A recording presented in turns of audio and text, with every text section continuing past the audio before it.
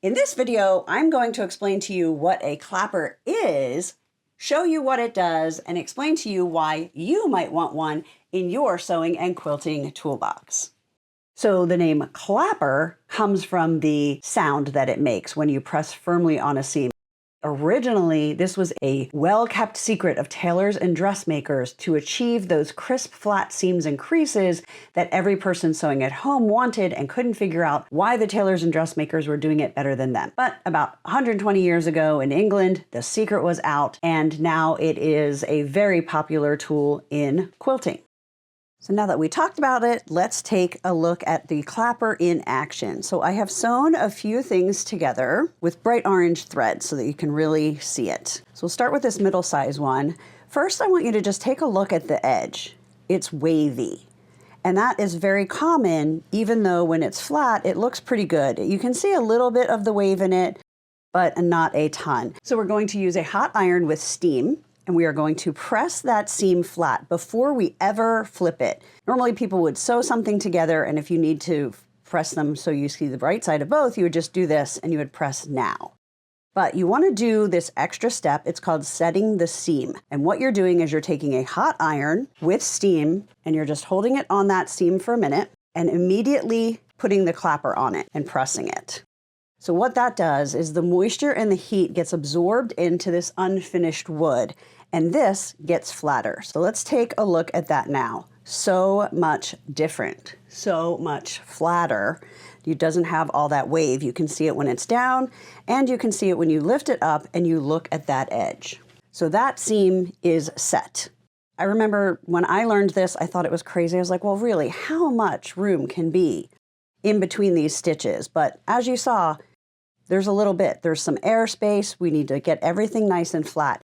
Now we can push it forward or we can turn it over, and you can open the seams, put the fabric to both sides. Just really depends on how you want to press those seams. So we'll just press this one open and then use the clapper again.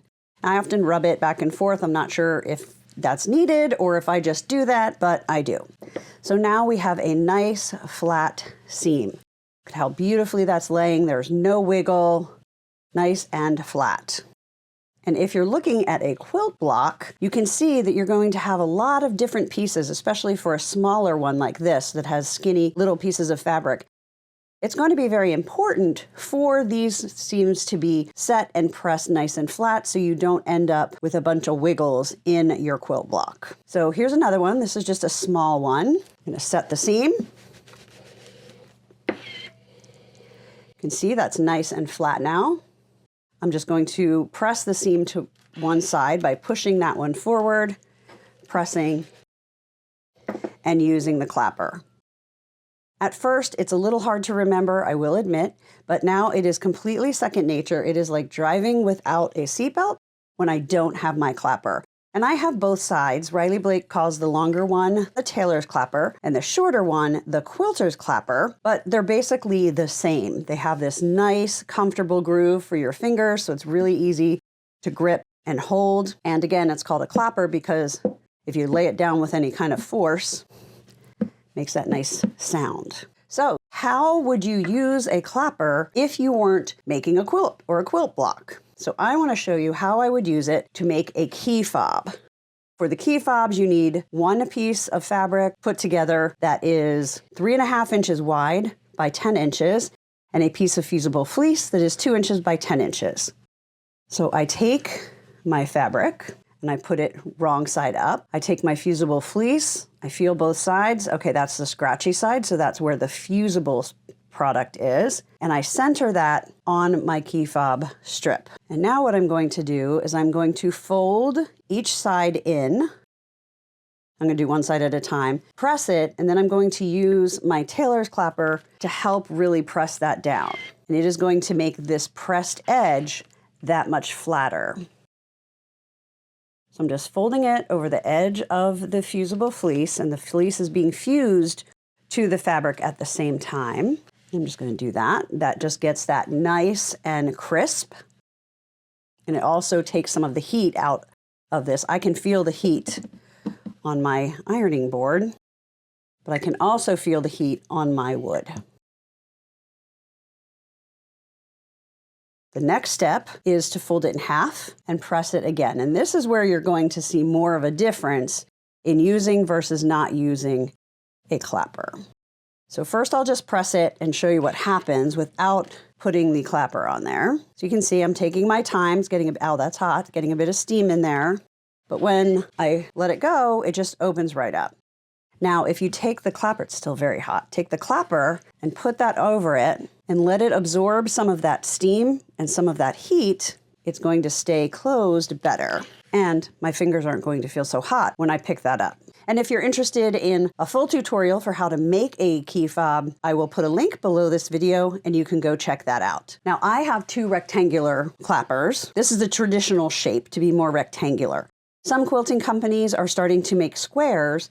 Because it is so popular in quilting and we're often quilting squares, they're making clappers that have like a knob on the top so you can kind of press down and it's doing a bigger square. I haven't played with one of those yet, but I can tell you these I use all the time. So if you decide you want one of these for your sewing and quilting toolbox, you can find a link to grab one on Amazon, or of course, always frequent your local quilt shops and your favorite online quilting and fabric retailers.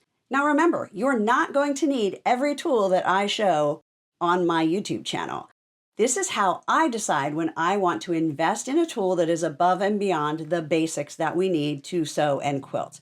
Number 1, how often am I going to use this? So if you're a quilter, you're going to use it all the time. You may also find you love how this works for crafting, home decor, easy sewing projects, and more. The second question I ask myself is, how is this tool going to make my life easier or better? Well, I think we covered that. This is going to greatly improve your seams, especially for quilting. I know I keep saying it, but it is a game changer.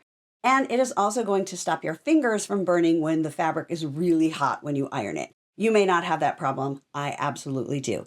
And then finally, do you have the budget to go grab this now? Or is this something you want to save up for, ask for as a gift, etc.? So leave me a comment and let me know what you think. Do you have clappers? Do you use them? Do you use them in ways that I haven't shown in this video? Please leave a comment because that will help me and also anyone else that reads through the comments. Or are you sold? Are you going to get this? Or have you decided, you know what? It doesn't meet the minimum. Like, I'm not going to use it enough. I don't think it's really going to improve what I'm doing. And that is totally fine. But leave me a comment. Let me know what you think. And I'll see you in the next video.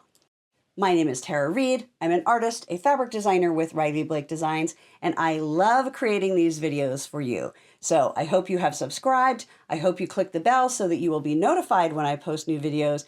And if you could give me a thumbs up and leave a comment, that helps YouTube know that you like this so they show it to more people. Have a fantastic day. Happy sewing or happy quilting.